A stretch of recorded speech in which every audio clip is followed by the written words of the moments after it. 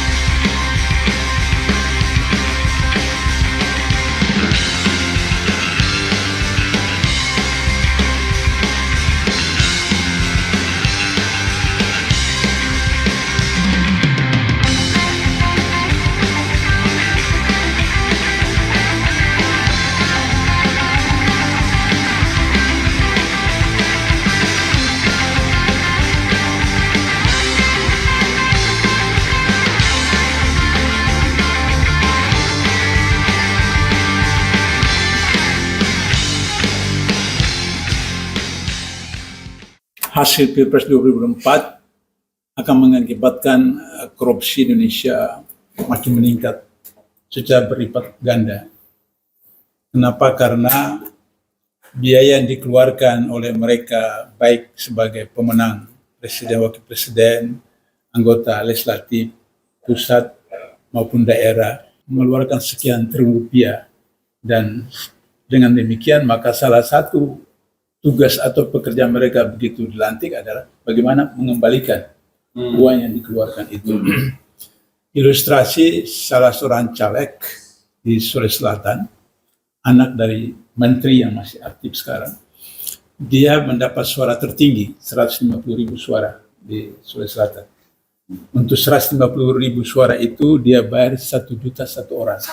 Iya, jadi 150 miliar. Seperti itu. Jadi bagaimana dia mau kembalikan itu? Maka dia akan lakukan segala macam usaha, apakah melalui APBN, melalui apa bla bla dan proyek dan seperti itu. Itu baru satu anggota DPR di Sulawesi Selatan, anak menteri yang masih aktif sekarang. Nah begitu juga kalau orang-orang yang menawarkan diri untuk menjadi jabatan apa segala macam. Kalau misalnya tadi Pak Mursalim mengatakan bahwa tidak hubungkan dengan agama, maka kemudian sila pertama yang disebutkan oleh Pak Marwan itu diabadikan dalam pasal 29 ayat 1 1945, negara berdasarkan atas ketuhanan yang Maha Esa. Jadi Indonesia itu sejatinya adalah negara tauhid. Ayat 2 mengatakan negara menjamin kebebasan setiap negara untuk menurut agamanya dan melaksanakan ajaran agama dan seterusnya. Jadi berarti bahwa tidak bisa bagi seorang muslim, apakah Prabowo, apakah Jokowi, apakah Gibran, lain hanya kalau Islamnya munafik. Nah itu terserah. Tapi kalau Islam betul, maka dia harus berpegang pada hal seperti itu. Sehingga menurut satu hadis yang populer sekali bahwa jangan berikan jabatan kepada orang yang meminta.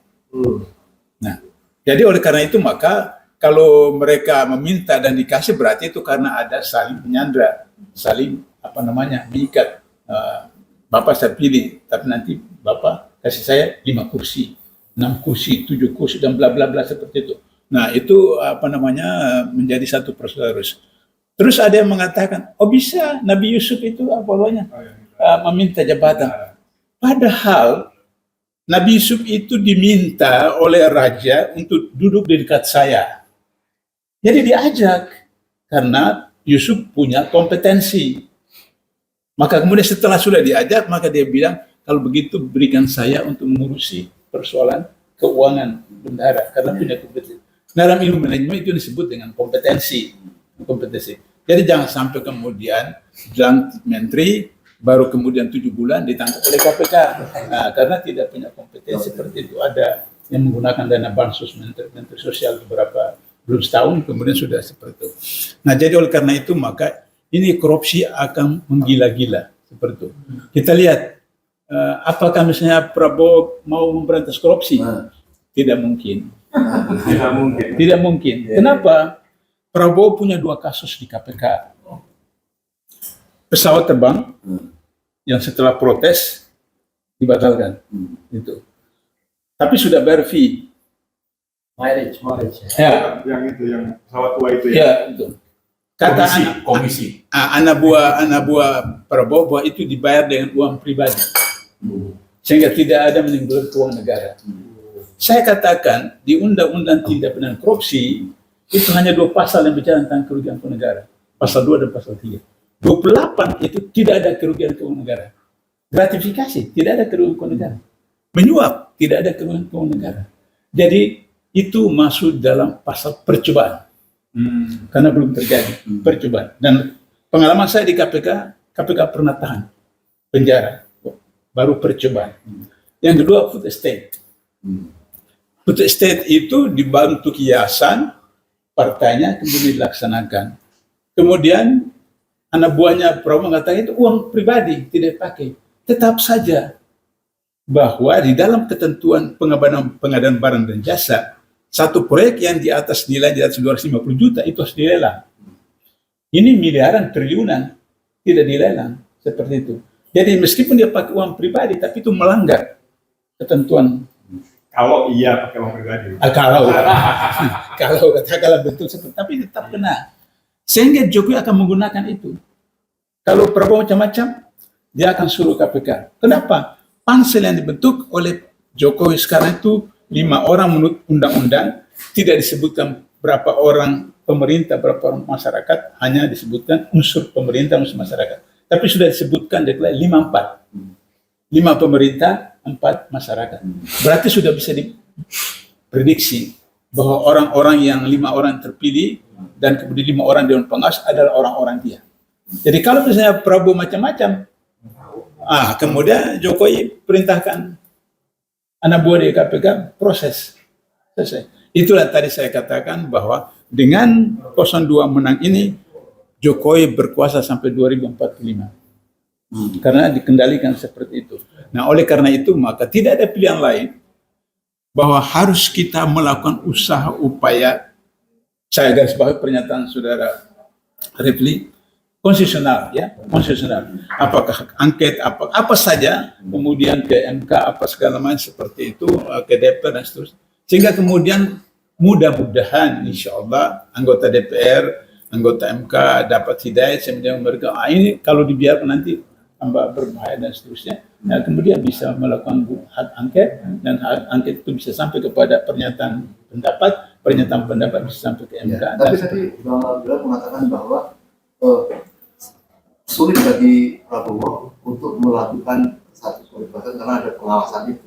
Ya. Tapi sementara banyak orang yang mengharap atau berharap yang sekarang sedang melipir ke Prabowo dengan harapan dia mampu menindak baik Gibran ataupun Jokowi itu mana yang lebih memungkinkan? Ya. Sama yang kedua, kalau dia betul dilantik, apakah dia bisa melindungi dari kasus-kasus yang sebenarnya masih diperkirakan? Artinya mereka yang mendekati Prabowo itu kan yang tadi saya katakan teori pertama itu bahwa mereka sudah keluarkan sekian miliar, juta pun itu kan harus kembali. Maka kemudian untuk kembalinya itu kan harus berdekat dengan penguasa. Kan Prabowo pernah mengatakan bahwa 20 tahun tidak masuk dalam pemerintahan, maka perusahaannya habis kelam kabut dan seterusnya. Nah, karena itu susah bisnis. Ya, susah bisnis. Karena itu masuk. Setelah 4 tahun 5 tahun ini maka kemudian berkembang usaha, sehingga bisa dimengerti kalau memang perusahaannya susah, bagaimana dia pakai uang pribadi untuk bayar fee pesawat itu, terus bagaimana uang pribadi untuk bayar apa namanya food estate, berarti memang sudah relatif makmur ketika masuk dalam itu. Nah, orang-orang seperti ini juga seperti demikian. Mereka berharap bahwa biaya yang sudah mereka keluarkan dan seterusnya agar bisa dikembalikan dengan ketika berada di sekitar penguasa seperti itu. Tapi apakah kemudian Prabowo bisa melakukan itu? Maka kemudian nanti ada serangan dari masyarakat segala macam, kemudian terus perabotannya mereka, bagaimana pendapat Bapak, saudara-saudara? Maka kemudian ada cerita 3 ekor sapi, ya, warna hitam, warna putih, warna coklat, datang seekor singa. Nanti saya cuma mau bunuh itu saja, kalian dua tidak apa-apa. Maka dia hantamlah, dia makanlah itu yang warna putih. Nah, sudah itu selesai, datang ke warna coklat. Nah, begitu juga. Terakhir warna hitam. Kata hitam dalam hati, saya sudah duga bahwa nanti giliran saya juga seperti begitu. Nah, jadi kita belajar dari ilustrasi 3 ekor sapi itu, maka kemudian kalau mereka ditanya oleh pendapat oleh Prabowo, maka mereka akan katakan terserah sama Bapak saja, Pak. Kami ikut saja, Pak. Seperti Bapak. Nah, Prabowo akan terbelunggu seperti itu. Lantas kemudian orang mengatakan nanti menegakkan HAM, kasus-kasus HAM yang lama akan ditangani, dibongkar. Bagaimana kalau orang bilang kasus 97, 98, Prabowo termasuk yang menculik seperti itu? Bagaimana bisa mengadili dirinya sendiri dan seterusnya? Belum lagi misalnya nanti Pak Narkoni akan bisa menjelaskan beberapa jenderal yang menjatuhkan hukuman memecat Prabowo sebagai jenderal TNI aktif. Itu kemudian sekarang berada sama-sama dengan beliau. Ini kan Indonesia itu negara aneh bin ajaib betul. Di dunia ini cuma mungkin seperti Indonesia seperti itu. Nah, sehingga akhirnya kan apa? Ya, jenderal kehormatan. Itu tahun 90-an ya, Pak? 97-98 penculikan. Nah, jadi saya mau tutup dengan cerita riwayat hadis bahwa sekali waktu kata Nabi, kalian itu nanti seperti buih. Jadi tiup angin dari sini. Kata sahabat, apakah jumlah kami kecil? Kata Rasulullah, justru jumlah kalian banyak. Hari ini kita sudah 2 miliar. Umat Islam di dunia sudah 2 miliar. Seperti itu. Kata Rasulullah, kalian hubud dunia ukrihal maut. Cinta dunia, takut mati. Nah, cinta dunia inilah yang kemudian akhirnya seperti tadi itu. Tapi pengalaman saya menunjukkan bahwa tikus itu mati di lumbung padi, semut itu mati di gula. Jadi begitu sama sana, itu. Alhamdulillah beliau ini cuma 4 bulan berada di daerah Daerah panas. daerah nyaman, daerah nyaman, seperti itu. Nah, oleh karena itu maka kalau mereka orientasinya dunia, ya seperti itu. Dan kemudian 2045 bukan Indonesia emas, mungkin Indonesia tembaga. Cemas. Indonesia cemas seperti itu. Saya kira itu, Pak Musa.